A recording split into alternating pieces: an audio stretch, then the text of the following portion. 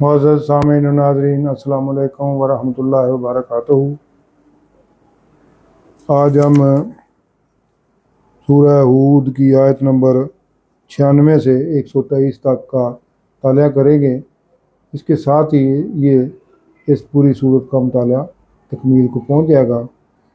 اس حصے میں حضرت موسیٰ علیہ السلام کا ذکر ہے اور ان کی قوم کا۔ تو ابتدا میں چند آیات کی تلاوت۔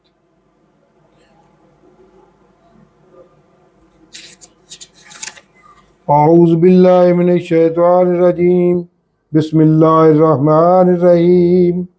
وَلَقَدْ أَرْسَلْنَا مُوسَىٰ بِآيَاتِنَا وَسُلْطَانٍ مُّبِينٍ إِلَىٰ فِرْعَوْنَ وَمَلَائِهِ فَاتَّبَعُوا أَمْرَ فِرْعَوْنَ وَمَا أَمْرُ فِرْعَوْنَ بِرَشِيدٍ يَقْدُمُ قَوْمَهُ يَوْمَ الْقِيَامَةِ فَأَوْرَادَهُمُ النَّارَ وَبِئْسَ الْوِرْدُ الْمَوْرُودُ وَأُتْبِعُوا فِي هَٰذِهِ لَعْنَةً وَيَوْمَ الْقِيَامَةِ بئس الرفد المرفود ذلك من انباء القرى نقصه عليك منها قائم وحصيد۔ صدق اللہ العظیم۔ اب آیت نمبر 96 سے 123 تک کا ترجمہ اور تفسیر النور۔ اور بے شک ہم نے موسیٰ علیہ السلام کو اپنی آیات یعنی 9 معجزات، عصا، ید بیضا، طوفان، ٹڈی دل، جوؤں، مینڈک، خون، مال کی بربادی اور جانوں کی ہلاکت جیسی نشانیوں اور عذاب کے ساتھ فرعون اور اس کے سرداروں کی طرف بھیجا تھا تاکہ اسے واضح غلبہ حاصل ہو۔ فرعون اور اس کے سرداروں نے قوم بنی اسرائیل کو غلام بنایا ہوا تھا اور انہیں سخت تکلیف کا شکار کیا ہوا تھا۔ تو وہ سردار فرعون کے حکم کی اتباع کرتے تھے اور فرعون کا کام راستی کا نہ تھا۔ وہ گمراہی اور سرکشی میں مبتلا تھا اور بندہ ہو کر اللہ ہونے کا دعویٰ دار تھا۔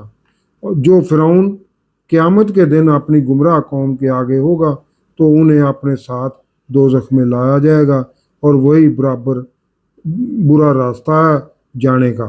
اور ان فرعون اور سرداروں پر اس دنیا میں بھی لعنت پڑ چکی ہے اور قیامت کے دن بھی لعنت ہی پڑے گی۔ دنیا میں بھی انہیں برائی سے یاد کیا جائے گا اور قیامت کے دن بھی تمام اولین اور آخرین ان پر لعنت ہی بھیجیں گے۔ یہ لعنتی ہونے کا کیا ہی برا صلہ انہیں ملا۔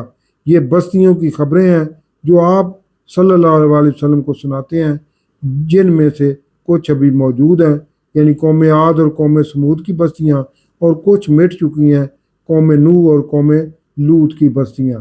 اور ہم نے ان بستیوں والوں پر ظلم نہیں کیا تھا بلکہ وہ خود ہی اپنی جانوں پر ظلم کرنے والے تھے، اور ان کے جھوٹے معبودوں کے کچھ کام نہ آئے جنہیں وہ اللہ کے علاوہ پوجتے تھے۔ یعنی یہ کفار کو یہ تمام انبیاء، حضرت ہود علیہ السلام، پھر حضرت صالح علیہ السلام، پھر حضرت شعیب علیہ السلام اور حضرت لوط علیہ السلام، اور یہ حضرت موسیٰ علیہ السلام کے، حضرت ابراہیم علیہ السلام کے واقعات بتا کر جو ہے نا وہ کفار کو ڈرایا جا رہا ہے کہ یہ ان میں بھی سب انہی کے جانے پہچانے نبی مبعوث کیے گئے تھے۔ تو یہ نبی جو آپ لوگوں تم پر نازل ہوئے ہیں، جو تم پر مبعوث کیے گئے، وہ بھی تمہیں میں سے ہیں۔ ان کا نہ ماننے والوں کا پیچھے اشر اپنا سمجھ کے یا اپنے جیسا سمجھ کے نہ ماننا، جنہوں نے ان کا اشر پہلے دیکھ لیا، تو اگر تم نے بھی نہ مانا تو تمہارا بھی اشر وہی ہوگا۔ یہ کسی جو تاریخی واقعات اللہ نے اس لیے دہرائے کفار مکہ کے لیے کہ وہ بھی کوئی ہوش کے ناخن لیں۔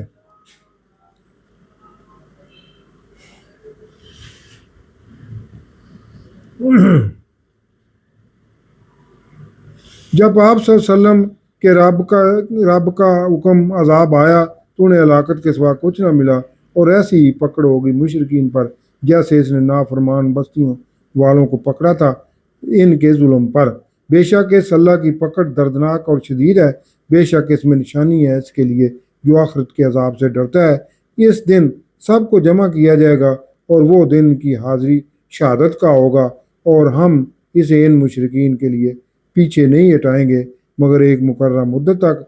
जब वो दिन आएगा सब घबराए और सहमे होंगे, कोई अल्लाह के हुक्म के बगैर बात भी नहीं कर सकेगा। तो इनमें कोई मुशरिक बदबख्त होगा और कोई अहले ईमान खुश नसीब होगा।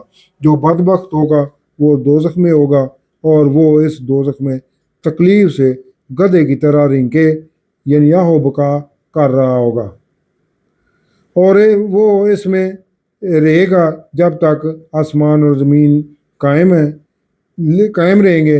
मगर आप सल्लल्लाहु अलैहि वसल्लम के रब ने जितना इन्हें आसमान और ज़मीन को कायम रखना चाहा, यानी आखिरकार हर चीज़ को ख़त्म होना है और बाकी सिर्फ अल्लाह की ज़ात ही रहने वाली है।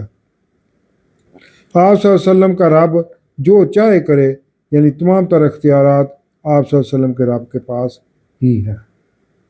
और जो खुश नसीब होंगे वो जन्नत में होंगे जिसमें वो हमेशा रहेंगे। जितना आप सल्लल्लाहु अलैहि वसल्लम के रब ने चाहा उन्हें कायम रखना, ये अता कभी ख़त्म ना होगी। तो ऐ इंसान धोखे में ना पड़।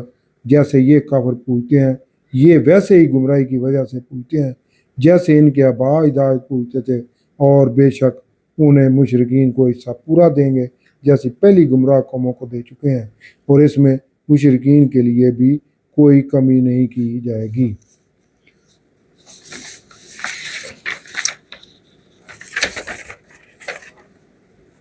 और बेशक हमने मूसा अलैहिस्सलाम को किताब तौरात दी थी, मगर इसमें यहूदियों की तरफ से इख्तलाफ पैदा कर दिए गए।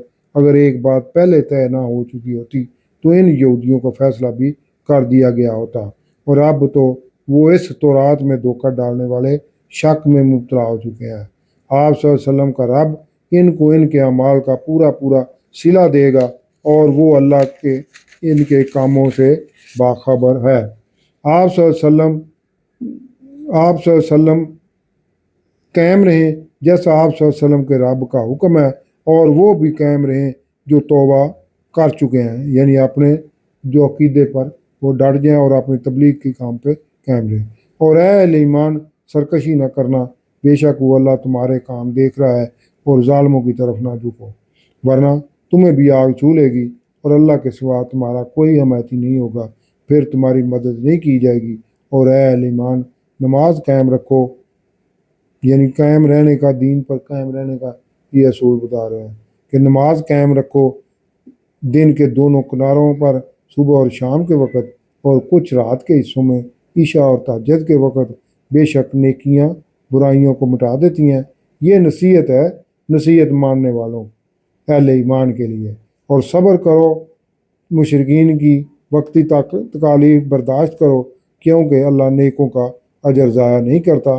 तो ऐ मुशरिकीन क्यों ना ऐसा हुआ कि तुमसे पहली कौमों में कुछ हक पर होते थे जो अपनी कौमों को ज़मीन पर फसाद फैलाने से रोकते, मगर इनमें से बहुत कम ऐसे थे जिन्हें हक परस्तों को हमने बचा लिया था, और ज़ालिमीन ऐशो आराम में पड़े रहे जो हमने उन्हें दिया था, और वो मुजरम थे।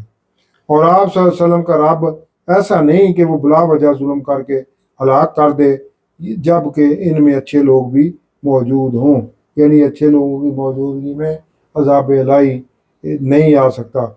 और बिलखसूस कुफार को बताया जा रहा है कि हज़ूर नबी करीम सल्लल्लाहु अलैहि वसल्लम जब तक आप में मौजूद हैं तो ये अज़ाब मैं यहाँ कैसे ला सकता हूँ।